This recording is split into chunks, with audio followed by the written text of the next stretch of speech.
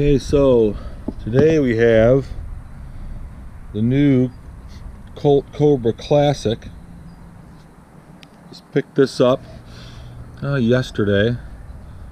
This is the Talo version. So it has the different wooden grips. It has a high polished stainless barrel, and the gun is some form of a bead blasted finish. Although I actually cleaned this one off with some polish, the Flitz polish, and it actually made this part here on the frame, the bead blasted finish, much shinier. It actually looks pretty cool. I think this is a good looking gun. And I thought what I'd do is, when going over this, I compare it to another gun I got last week, which is a late 70s, possibly early 80s. I haven't looked at the serial number. Colt Diamondback. And the reason for me having these two Colts, which is kind of cool because mainly I have Smith & Wessons, is these are the only ones I have in 38 Special that are 6 shots. Most of my other J frames are 5 shots, so that's what kind of makes these two for me somewhat unique.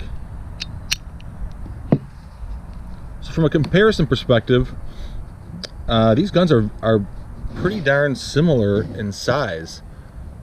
Can't really tell how I have the camera, but the Diamondback's barrel is maybe just a tiny bit, a smidge bigger, if that. I'm gonna weigh these in a second, but they feel almost identical. So, you know, some of the different features on these guns, and the Colt Classic here is you've got basically a grooved out sight, whatever you call that. I'm not really sure. It's got a brass bead for a muzzle sight there at the tip, whereas the Diamondback has adjustable rear sights, which is really cool, and a much larger sight here at the top. Really nice sight picture on this gun. Let's weigh them and just see out of curiosity. First the Diamondback, 1 pound 8.5 ounces. This Colt Classic weighs 1 pound 9.75 ounces. So, geez, within an ounce of each other. Very similar. You know, I was this Diamondback is such a nice gun. I don't really holster it. I haven't even shot it yet, but I did try to put both of them in a holster just to see. And the one thing is, if you ever wanted to carry this Diamondback, these sights, these adjustable sights, really make it difficult to find a holster that works to get this thing in and out. Not that I'm going to do it anyway, but it's just something to think about. Whereas like the J-frame Smith and this Colt, without having that big rear sight, these really slip in and out of a holster really nicely. And this gun I will carry. I bought this gun to carry. I have a lot of old Smiths that are kind of collectible, and I don't want to mess up the bluing like this Diamondback here. I don't want to mess up the bluing on that. So I thought, hey, you know what? Instead of just buying old collectible guns, let me get something new that I won't mind maybe scratching up a little bit. But then again, with this being stainless, it really isn't going to scratch up. And even if it does, I can get all the scratches out with a little polish. So this is a really cool gun. It's got a great cylinder twirl here. It looks good. It feels good. From a trigger perspective, kind of playing around with both of these.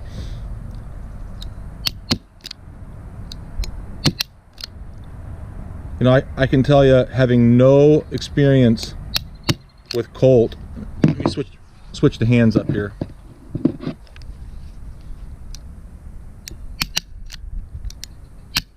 I don't have a pound test gauge for these triggers, but there's not a doubt in my mind that this gun, in my opinion, is a much better trigger than this. It pulls through smoother. I'm trying to use the same amount of pressure. And even this being in my left hand, which is not my strong hand, this just pulls so much easier than the older Diamondback does. I noticed even on the hammers too, when you pull these back, they both have a really similar lockup. Right at the end, there's a click. There's that final position where it kind of clunks into place. I use the word clunk because they don't feel like a Smith to me. Right at the end, they have this funny thick thud, and then fall into place. But that's fine. That's probably how they are. I just don't know. But even the hammer on these two, I would say this hammer goes back and falls into place much easier than this one does. Something else to notice too is you can see it's got the Diamondback has the old school firing pin, whereas this gun does not. This gun has that, whatever you call it, transfer bar as a safety system, so you can safely carry a round in the chamber. Yep, so weight wise about the same, size wise pretty darn similar. These are both really nice guns. Just thought I'd make a video about this because I just got it today. Pretty excited to have this as a carry gun. One thing to note though on this is the grips on this are pretty big, and although I love wood grips, I've never been a fan of grips that have spots, you know, these grooves for your fingers to hold on to. Just not my thing. I prefer the old school. I mean, to me, this feels great. The classic feels pretty good too, but I just like the classic look, I think, of the traditional grips. But this gun, as someone else said in a YouTube video, this is a stout firearm. This gun is heavy. In fact, I tried to put this in my holster today where I carry Smith J-frames, and it was almost dragging my pants down. I mean, this gun is heavy, and loaded obviously even heavier.